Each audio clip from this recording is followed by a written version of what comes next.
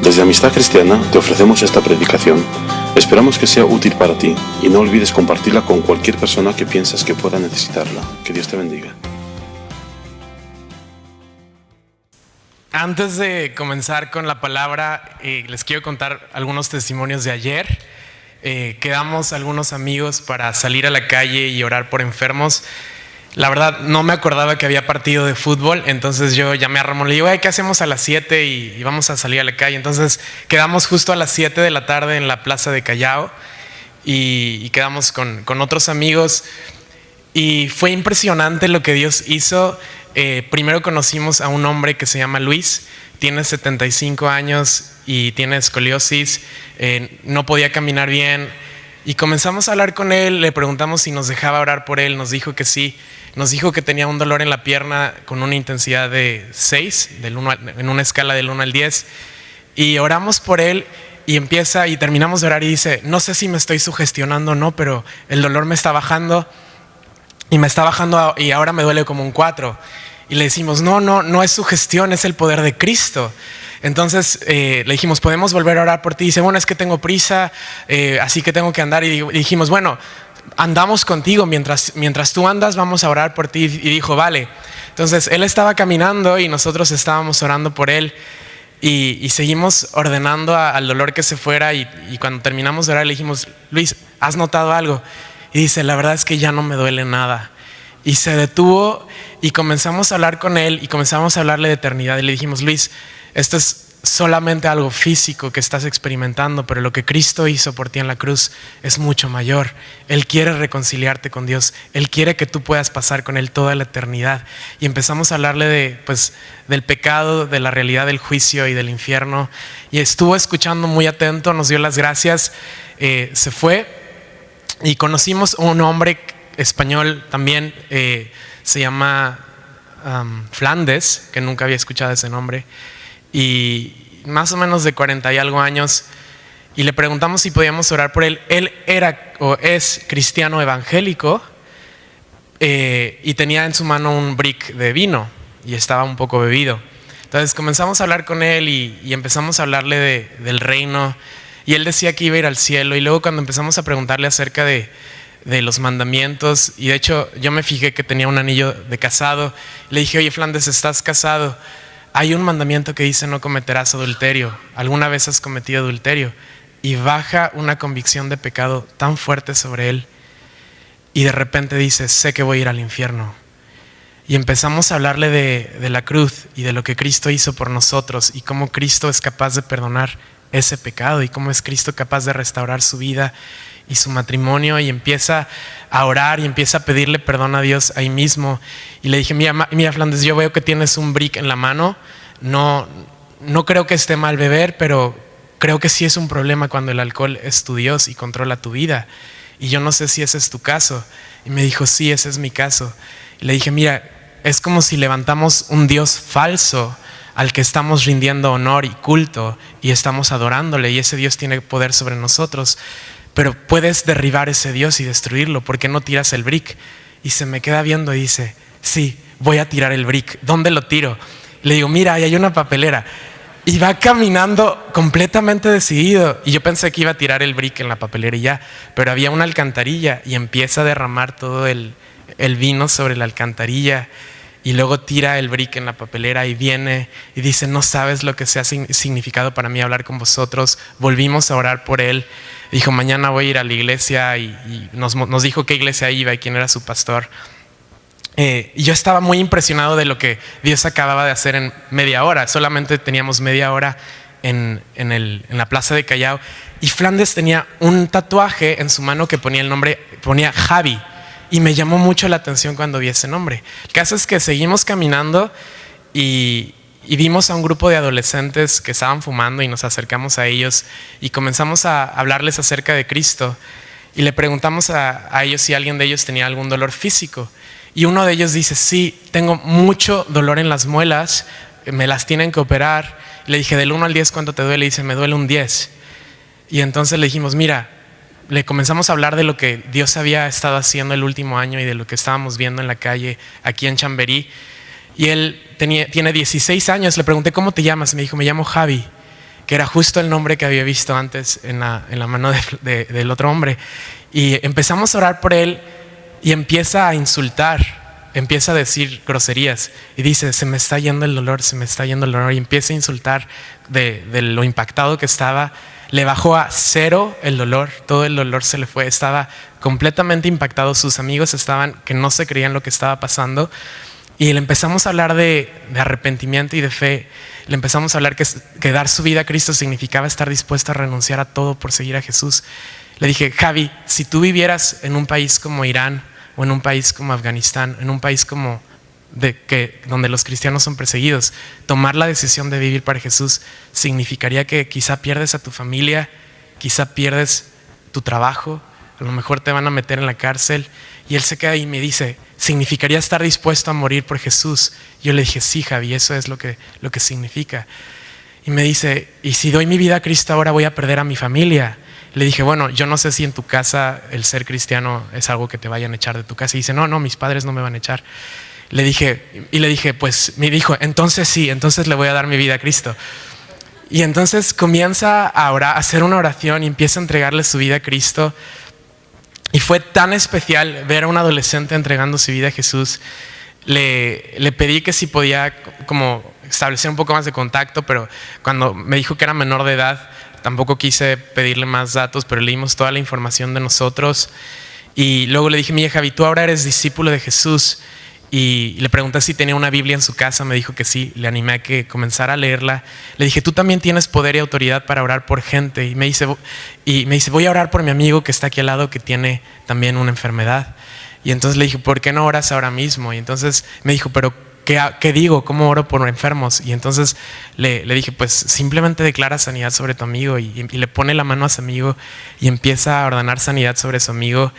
Mientras tanto, otro de nosotros estaba hablando con otro adolescente que había perdido a su padre hace como un mes, y otro de los que estaban ahí había perdido a su padre y a su madre, era huérfano y estaban pasando una situación bastante difícil. Y el chico por el coro nos dijo que no podía comprobar si Dios la había sanado en el momento, pero que después de andar se iba a dar cuenta, y le dije pues que se lo contara a su amigo. Y a mí me impactó cómo el reino está al alcance de nuestra mano. Y cómo por simplemente decidir, en vez de quedarme en mi casa a ver la televisión, una película o ver el partido, yo sé que a mucha gente le gusta el fútbol, pero el salir y ver el reino de Jesús es mucho más emocionante que ver un gol. Y ver a gente ser sanada es mucho más emocionante que aplaudir y gritar. Y ver a gente entregando su vida a Cristo no tiene comparación con nada en este mundo, porque es algo que nosotros hemos experimentado. Dios nos ha perdonado nuestro pecado, Dios nos ha reconciliado consigo mismo, y yo puedo acercarme a Dios y yo tengo acceso a Él. Y de hecho es lo que quiero hablarte hoy. Se llama Próxima Estación Canaán, porque el pueblo de Israel fue sacado de Egipto, así como tú y yo hemos sido sacados del reino de tinieblas.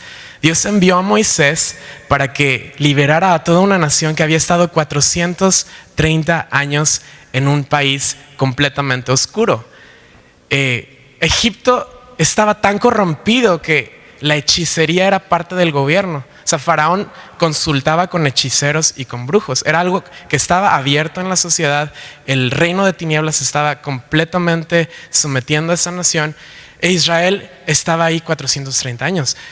Toda la generación de José ya había muerto y era una generación nueva, era un faraón nuevo.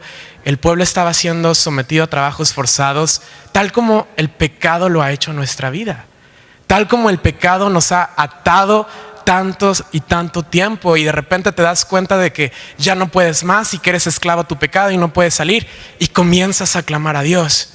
Dices, Cristo, sálvame, envía un Salvador que me rescate de esta esclavitud. Y eso fue lo que ocurrió con el pueblo de Israel. Dios llama a Moisés, conoces la historia, viene Moisés, Dios envía las plagas, milagros impresionantes ocurren, el pueblo sale de Egipto con la riqueza de Egipto de una manera milagrosa. El mar Rojo se abre de par en par, caminan en seco, y de repente se ven en el desierto. Y Dios les dice, yo te voy a llevar a Canaán, que es una tierra donde fluye leche y miel. Yo te voy a dar esta promesa y no vas a tener enfermedad y yo voy a ser tu proveedor y yo voy a ser tu sanador. Pero antes de llegar ahí tienen que hacer un transbordo. Y muchas veces ocurre lo mismo en nuestra vida. Cristo nos rescata y Cristo nos perdona y de repente pasamos del reino de las tinieblas al reino de luz, pero queremos ver ya todas las promesas de Dios cumplidas en nuestra vida y queremos ver ya cómo tenemos acceso a todo y pensamos que ocurre de un momento a otro, pero siempre hay un transbordo, siempre hay un lugar donde estamos temporalmente. El plan de Dios no era tener a Israel 40 años ahí. El desierto únicamente tardaba 40 días en cruzarse. No era algo para años ni siquiera. Pero hubo varias actitudes del pueblo de Israel que les impidieron entrar en Canaán. Y yo no quiero que haya actitudes en mi corazón que me impidan tener acceso al reposo de Dios. Yo quiero disfrutar de todo lo que Cristo ha pagado por mí. Yo quiero que todo lo que Cristo hizo por nosotros en la cruz y a lo cual nos ha dado acceso por medio de su sangre y por pura gracia, yo pueda tener acceso a esto. Entonces voy a hablarte de algunas actitudes que nos impiden entrar en ese reposo y en esas promesas de Dios. Vamos a la primera. Vamos a leer Hebreos 3, 7 al 11. Dice: por lo cual, como dice el Espíritu Santo, si oyeres hoy su voz, no endurezcáis vuestros corazones como en la provocación, en el día de la tentación en el desierto, donde me tentaron vuestros padres, me probaron y vieron mis obras 40 años, a causa de lo cual me disgusté contra esa generación. Por tanto juré en mi ira, no entrarán en mi reposo. Dios se disgustó con toda una generación, no con una persona que se portó mal y desobedeció, sino una generación completa no pudo tener acceso al reposo de Dios, porque estas actitudes de las que te voy a hablar se contagian. Porque el problema del pueblo de Israel no era de una sola persona, sino que su corazón contagió al corazón de todos los demás. Por eso es tan importante que nosotros estudiemos esto y cuidemos nuestro corazón para que no contagiemos a otros con esas actitudes y podamos todos avanzar hacia Canaán y llegar a nuestro destino. Vamos a leer Hebreos 3:10. Dice: siempre andan vagando en su corazón. Fue el primer reproche que Dios tuvo con Israel y la primera actitud que tenía el pueblo que no le permitió acceder a Canaán. ¿Qué significa estar vagando en nuestro corazón? Pues alguien que vaga es alguien que va sin rumbo, alguien que no se establece ni se asienta en un lugar. Vagar significa andar o pensar libremente sin una finalidad ni un destino determinado. Dios les había dicho el destino. Ellos sabían que tenían que llegar a Canaán y que Dios se los iba a dar, pero su corazón no se aferró a lo porvenir. Estaban de un lugar a otro vagabundeando, ociosos. Y muchas veces nuestro corazón es igual, nos movemos de un lugar a otro, cambiamos según cómo nos sentimos, dejamos que nuestro estado de ánimo determine a dónde vamos a ir. Vagar en el corazón es alguien que es indeciso. Sabes que hoy estás de una forma, hoy me gusta la iglesia, mañana no, hoy me cae bien tal persona, mañana no, hoy quiero este trabajo, mañana ya no me gusta el trabajo. Y de repente comenzamos a tener indecisión en nuestros corazones. Jesús dijo que nuestro sí fuera sí y nuestro no fuera no. Es importante ser personas con decisión. Un corazón que vaga es un corazón tibio, que tiene un pie en Egipto y un pie en el desierto y no puede avanzar a Canaán. El pueblo de Israel muchas veces se quejó y dijo: sería mejor que yo estuviera en Egipto, porque al menos ahí comíamos tal cosa y al menos en Egipto ocurría esto. Y se habían olvidado de lo que Dios había hecho y se habían olvidado del clamor de sus corazones de ser libres y anhelaban volver atrás.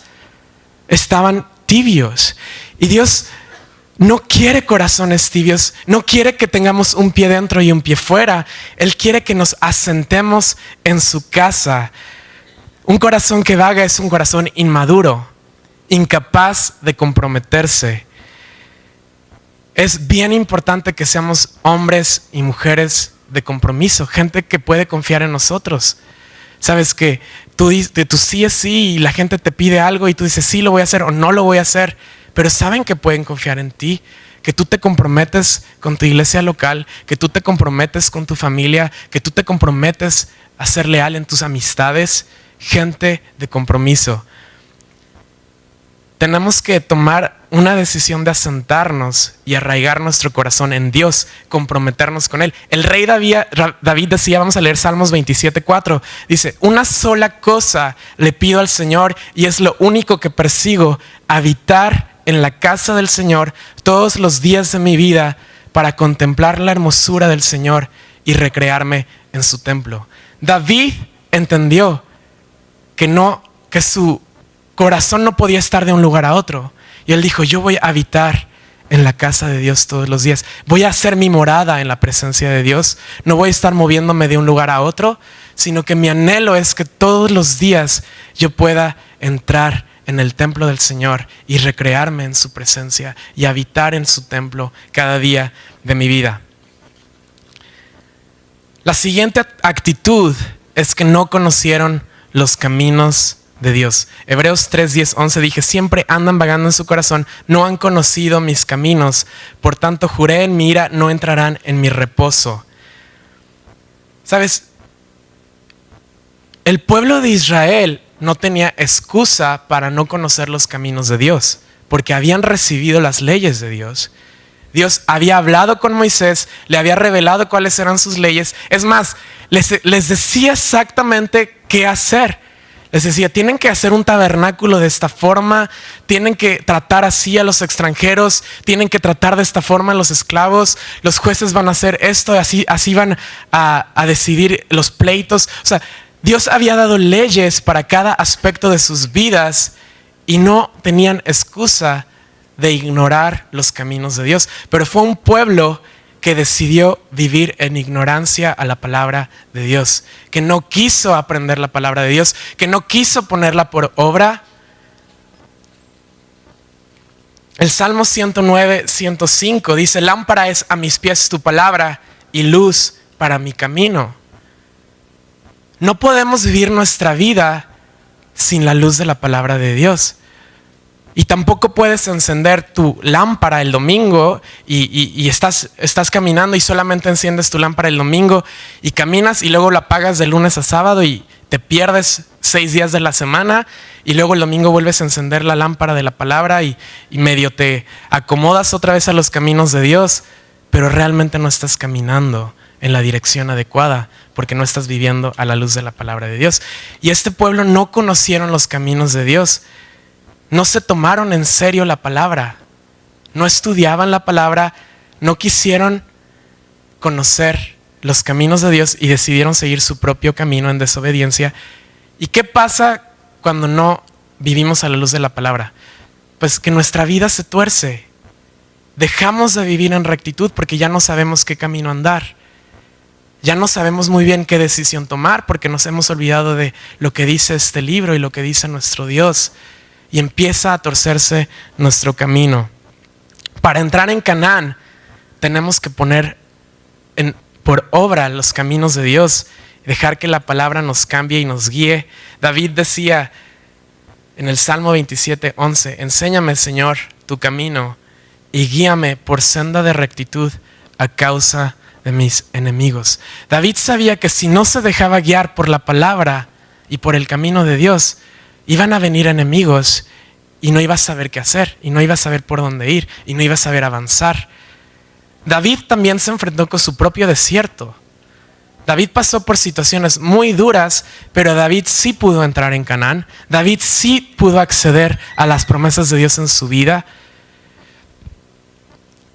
Vamos a la actitud número 3, o la característica número 3 de la generación del desierto, es un corazón malo de incredulidad. Hebreos 3:12 dice, mirad, hermanos, que no haya en ninguno de vosotros corazón malo de incredulidad para apartarse del Dios vivo. Yo nunca había relacionado incredulidad con maldad. ¿Sabes? Pensaba que una cosa es tener un corazón incrédulo o tener incredulidad y otra cosa es tener maldad. Y cuando leí este versículo me llamó mucho la atención que Dios conecta incredulidad con maldad. Dice que no haya en ninguno de vosotros corazón malo de incredulidad para apartarse del Dios vivo. Cuando dejamos que entre incredulidad en nuestra vida, empieza nuestro corazón a llenarse de maldad y empieza a alejarnos de Dios. Dios le dijo al pueblo: vas a entrar en Canaán, vas a poder destruir a los enemigos de allí, yo voy a estar contigo. Es más, puedes ver que estoy contigo todos los días porque mi nube está contigo por el día y mi llama de fuego está contigo por la noche. Pero el pueblo de Israel tenía incredulidad. Y cuando enviaron a los espías a ver la tierra prometida, enviaron a 12 y solamente 2 creyeron y 10 dijeron: no vamos a poder con eso. Y no creyeron la palabra que Dios les había dado. Cuando vivimos con incredulidad a lo que Dios nos dice, empezamos a alejarnos de Dios. Pero cuando vivimos con fe a lo que Dios nos dice, comenzamos a acercarnos a Dios. Ellos vieron 40 años, milagros increíbles, pero decidieron plantarse en incredulidad. Lo mismo ocurrió con los fariseos. Decían: Jesús, queremos ver señales tuyas. No vamos a creer hasta que veamos los milagros con nuestros propios ojos y veamos que tú nos pruebes que eres hijo de Dios para que podamos creer lo que nos dices. Pero ellos ya habían decidido en su corazón no creer. Y muchas veces hacemos lo mismo. Decimos: Dios, voy a hacer lo que me pides, pero necesito ver esto de parte de ti y necesito que tú hagas esto primero antes de que yo me rinda completamente a ti y antes de que yo entregue todo mi corazón a ti. Tú tienes que hacer esto. Pero la realidad es que hemos decidido vivir en incredulidad y aunque veas los milagros de Dios, no va a cambiar tu corazón porque ya tomaste la decisión de no creer. Hebreos 11:6 dice que sin fe es imposible agradar a Dios y todo el que desee acercarse a Dios debe creer que Él existe y que Él recompensa a los que lo buscan con sinceridad.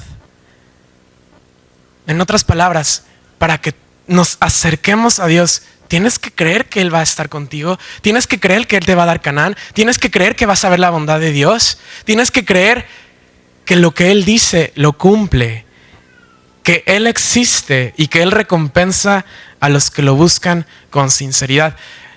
¿Sabes que el nombre Gran Yo Soy, la primera vez que Dios lo reveló fue a Moisés? No se lo reveló a Abraham, no se lo reveló a Isaac, ni se lo reveló a Jacob. Se lo reveló a Moisés. Y le reveló este nombre de Yo soy el que soy en tiempo presente. Y fue el pueblo que vio la mano de Dios cada día de su vida. O sea, cada día de su vida milagros entraban en el pueblo de Israel a pesar de su corazón incrédulo. Veían el maná, veían la nube, veían el fuego, veían agua salir de piedras. O sea, veían cosas que nosotros no hemos visto. Yo nunca he visto el mar abrirse de par en par y no sé si lo voy a llegar a ver en toda mi vida. Pero ellos sí lo vieron. Y Dios estaba mostrándoles que cada día tienen que confiar en Él. Y ellos querían ya ver Canaán, ya como que las promesas versión express y versión microondas, pero tenían que tener paciencia y tenían que creerle a Dios con paciencia. Para entrar en Canaán tenemos que movernos en fe. Tomar pasos de fe, no tomamos pasos de fe por lo que nuestros sentidos nos dicen, sino por lo que Dios nos dice. Dios le dijo a Moisés: dile al pueblo que no guarde el maná más de 2 días, que solamente recojan lo que van a comer ese mismo día y luego ya lo demás lo dejen allí. Pero muchos del pueblo desobedecieron, porque decían, no, si lo guardamos vamos a tener más para mañana. No creían que Dios iba a volver a proveer. Pensaban que Dios mentía. ¿Y qué pasó con ese maná? Se llenó de gusanos y se llenó de gusanos y no pudieron comerlo, porque no obedecieron a Dios. Y eso pasa muchas veces cuando queremos adelantarnos a Dios y no confiamos a Dios y no confiamos día a día en Dios. Y queremos hacer las cosas por nuestra propia fuerza, por lo que nuestros sentidos nos dicen. Queremos vivir por vista. Y Dios dice, no andes por vista, anda por fe. Cree que yo voy a estar contigo cada día. Cree que yo te voy a mostrar qué tienes que hacer cada día. Cree que yo voy a ser tu mano cada día de tu vida. Confía en mí. Entra en el reposo de Dios, donde tienes paz, que Él es tu sanador, que Él es tu salvador, que Él es tu proveedor. David dijo en el Salmo 27:13, hubiera yo desmayado si no hubiera creído que había de ver la bondad del Señor en la tierra de los vivientes. Otra versión dice, estoy seguro que veré la bondad del Señor en la tierra de los vivos.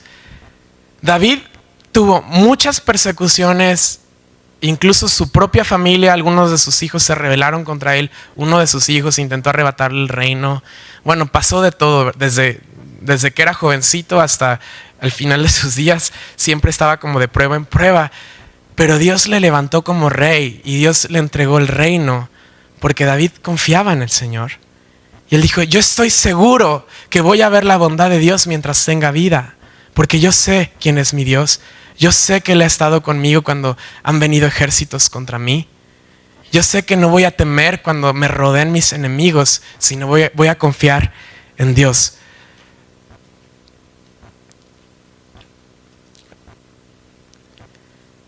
Tienes que renovar tu mente con pensamientos de fe. Sabes que no puedes estar pensando, es que no voy a poder hacer esto que Dios me pidió. No, imagínate que yo esté pensando todo el tiempo, es que no voy a acercarme a hablar con alguien porque seguro me va a rechazar. Seguro que no va a querer que ore por él. Es más, seguro que me va a mirar mal. Y es muy probable que ocurra, porque cuando nos acercamos a hablar con gente, hay un porcentaje alto de gente que nos rechaza y hay un porcentaje alto de gente que no quiere que oremos por ellos, que no quieren escuchar nada acerca de Cristo. Pero hay gente que sí, y hay gente que tiene hambre, y hay gente que Dios envía específicamente para que nosotros nos acerquemos a ellos. Y yo no estoy pensando en me van a rechazar, yo estoy pensando voy a ver la bondad de Dios. Y ayer cuando quedé con Ramón y con otro amigo y con Pancho y Britney y fuimos, yo estaba pensando voy a ver la bondad de Dios hoy. No estaba pensando la gente va a querer ver el partido de fútbol y no van a querer hablar conmigo, que era muy probable. Pero no era lo que yo estaba meditando, ni era lo que mi corazón estaba alimentándose. Estaba creyendo que vería la bondad de Dios. Y es algo en lo que nosotros tenemos que vivir, esperando que veremos cosas buenas de Dios. Te levantas y dices, hoy voy a ver la bondad de Dios en mi vida. Es el día que el Señor creó y me voy a alegrar en Él y me voy a gozar en este día y voy a ver su mano hoy. Y sí, hay situaciones complicadas y hay situaciones difíciles, pero no me muevo por lo que la situación me dice, me muevo por fe y me muevo en lo que Cristo nos ha llamado a hacer y en obediencia. La siguiente característica de una generación que no puede entrar en Canaán es que es una generación permisiva. Mira lo que dice Hebreos 3:13. Dice, antes exhortaos los unos a los otros cada día, entre tanto que se dice hoy, para que ninguno de vosotros se endurezca por el engaño del pecado. Dios llamó a Moisés a subir al monte y le dijo que le iba a entregar la ley para el pueblo y de hecho conoces la historia. Dios con su dedo escribió los 10 mandamientos en tablas y Moisés estuvo 40 días y 40 noches en el monte Sinaí, sin comer, sin beber, y el pueblo estaba esperándole y Aarón estaba con el pueblo. Aarón era el hermano de Moisés, que era sacerdote, y el pueblo comenzó a impacientarse. Y el pueblo ya no veía que Moisés bajaba y empezó a tener impaciencia y empezó a tener incredulidad, como lo que habíamos visto antes. Y le dicen a Aarón, oye, necesitamos otro Dios porque ya no sabemos dónde está Moisés. Y le pidieron que hiciera un becerro de oro. Y lo más fuerte de esto es que Aarón dijo, ¿quieren un becerro de oro? Perfecto. Traigan todos los zarcillos, traigan todos los pendientes, todas vuestras joyas, todo el oro, tráiganlo aquí, vamos a fundirlo y vamos a hacer un becerro y vamos a adorar al becerro. Y el pueblo comenzó a adorar a un Dios falso y empezaron a decir, este becerro es el que nos sacó de Egipto, porque el líder y el sacerdote permitió que entrara pecado en el pueblo, porque era un pueblo permisible. Que criticas a Moisés. Mira, yo te cuento lo que también él me hizo. Y que esa persona te hizo esto. No sabes lo que yo escuché, que alguien me contó. Que sí, yo también, yo estoy de acuerdo contigo. Y de repente dejamos que murmuración sea permisible. Y dejamos que crítica sea permisible. Y dejamos que idolatría sea permisible en nuestras vidas y en las vidas de nuestros hermanos. Y empieza a contagiarse y empieza a corromper al pueblo. El rey David se exhortaba a sí mismo. Salmo 27:14 dice, por eso me armo de valor y me digo a mí mismo, pon tu confianza en Dios, pon tu confianza en Él. Hebreos 3:13 nos dice que nos exhortemos unos a otros cada día. ¿Sabes? Nuestra responsabilidad como hermanos y como cuerpo es animarnos, es levantarnos, es que si yo veo que algo en tu vida no está bien, que yo tengo el amor suficiente para hablarlo contigo, no juzgarte, pero sí sacar a la luz cosas y no dejar que el pecado sea algo normal entre nosotros y no dejar que el pecado sea permitido entre nosotros. Continuamente el pueblo estaba pecando. De hecho, Dios llama al pueblo un pueblo de dura cerviz. Eso es un pueblo que no puede doblarse, que tiene el cuello rígido y es incapaz de doblarse ante Dios, es incapaz de humillarse ante Dios. Y de hecho es lo que ocurrió. Se postraron ante ídolos falsos. Si no tienes a alguien que te exhorte, exhórtate a ti mismo. ¿Sabes? Si no hay alguien que te esté llamando por teléfono y no tienes un mentor, exhórtate a ti mismo. El rey David dice aquí, yo me armo de valor y me digo a mí mismo, pon tu confianza en Dios, sí, pon tu confianza en Dios. Eso a mí me anima porque a veces piensas, no, es que tengo que tener un mentor, tengo que tener a alguien que continuamente me esté levantando y continuamente me muestre y de repente ponemos nuestra confianza en hombres y realmente lo usamos de justificación para vivir como nos da la gana. Pero realmente tú mismo puedes exhortarte a ti mismo. Tú conoces este libro. Tú tienes acceso a la palabra de Dios. Tú sabes lo que Dios pide de ti. Tú sabes lo que el Espíritu Santo te está pidiendo hacer. Él nos está pidiendo obediencia. No puedes esperar entrar en Canaán si no has obedecido a Dios en lo que te ha pedido. No puedes esperar ver las promesas de Dios cumplidas en tu vida si no estás adorándole solo a Él y no estás confiando solamente en Jesús. Una generación permisible o permisiva aplaude todo, se permite todo, pero eso endurece nuestro corazón. ¿Sabes? Cuando vivimos en permisibilidad, nuestro corazón comienza a endurecerse. Y el peligro de un corazón duro es que ya no es sensible a la voz de Dios. Y cuando de repente el pecado, te permites pecado a ti mismo. Yo creo que Rebeca nos ha hablado de esas veces cuando dices, bueno, sí, he leído 10 capítulos, entonces no me voy a permitir tratar mal a tal persona y hoy me voy a permitir hacer esto y hoy me voy a permitir hacer esto otro en mi vida y de repente dejamos que pecado sea permitido en nuestra vida, pero eso endurece nuestro corazón. Y cuando nuestro corazón se endurece, ya no somos capaces de rendirnos a Jesús y ya no somos capaces de doblarnos a su voz y ya la palabra ya lo lees, pero ya no obra en tu vida porque no has obedecido a Dios en lo que te ha pedido. Tenemos que confrontar el pecado y exhortarnos unos a otros. Nuestra responsabilidad es animarnos a permanecer fieles, a amonestarnos, incitar a otras personas a tomar alguna decisión o actuar de cierta manera.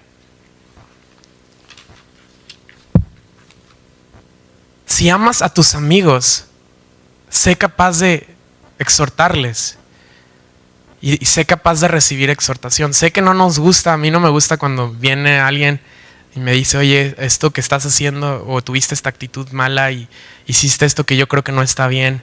Obviamente daña nuestro orgullo y pensamos que somos súper cristianos y súper buenos y de repente alguien nos muestra que no somos tan buenos como pensamos y nos duele. Pero yo doy gracias porque si no yo a mí mismo me veo demasiado bien. Necesito que alguien me muestre que no estoy tan bien como parezco o como yo me veo a mí mismo. Alguien, ¿sabes? Normalmente las demás personas ven las cosas en las que no estamos andando bien antes que nosotros mismos. Y si somos capaces de exhortarnos en amor, vamos a empezar a crecer. Espada con espada, hierro con hierro, se afila. Entonces, el cuerpo es esto, empiezas a exhortarte uno a otro y empezamos a crecer en Cristo y empezamos a crecer en santidad y empezamos a acercarnos más a Dios y ver más el reino de Dios en nuestra vida. Entonces vamos a concluir con un resumen. Para entrar en Canaán, básicamente hay 4 cosas que este capítulo nos da un poco de luz. Lo primero es dejar de vagar en nuestro corazón y decidir habitar en la casa de Dios. Tomar la decisión de que ya no voy a tener un pie aquí y otro pie aquí, sino yo voy a plantarme en la casa del Señor. Yo voy a plantarme en la presencia de Dios y nadie me va a mover de ahí. Y yo y mi casa serviremos al Señor. Y aunque vengan tormentas y aunque vengan cosas, yo he decidido plantarme en Él y mi corazón no se va a mover. Lo segundo es conocer la palabra, dejar de vivir en ignorancia y empezar a conocer, dejar que entre luz en tu vida. Tienes que tener conocimiento de la palabra. Si no, de veras, vas a irte por caminos en los que hubieras deseado no andar, pero cuando tienes la palabra que te enseña el camino, vas a ahorrarte muchos problemas. 3 es dejar incredulidad y decidir tener un corazón que cree. Jesús decía que si nos hacemos como niños, vamos a poder entrar en el reino. Y no solamente cuando te mueras y estés en el cielo en el reino, sino aquí en la tierra. ¿Quieres tener acceso al reino? Hazte como niño. Los niños creen básicamente todo lo que les dices. Sobre todo los niños muy pequeños, ¿no? Que no. Eso es nuestro corazón. Un corazón que le cree a Dios porque sí, porque me lo dice, lo creo. Ayer cuando le dije a Javi, el chico, tú tienes poder y autoridad para orar por tu amigo, sus ojos se iluminaron. De veras, es como que le hubiera dicho, ahora tienes el poder de X-Men y puedes hacer algo. Se iluminó y dijo, voy a orar ahora mismo. Él creyó, no, de veras, no pensó en lo que le dije, no racionalizó lo que le dije, no porque esté mal racionalizar las cosas o razonar las cosas, pero porque le crees a Dios y lo haces. Realmente hay cosas que, yo no tengo una forma humana o racional de explicarle a Javi por qué su dolor de muela que estaba en 10 le descendió a un 0. Pero la Biblia dice que Cristo llevó nuestra dolencia y que nos dio poder para sanar todo dolor y que por sus llagas fuimos curados. Yo eso no lo puedo racionalizar, pero lo creo y lo veo. Y el verlo me da más fe para orar por más gente. Y empiezas a ver cómo tu fe empieza a crecer.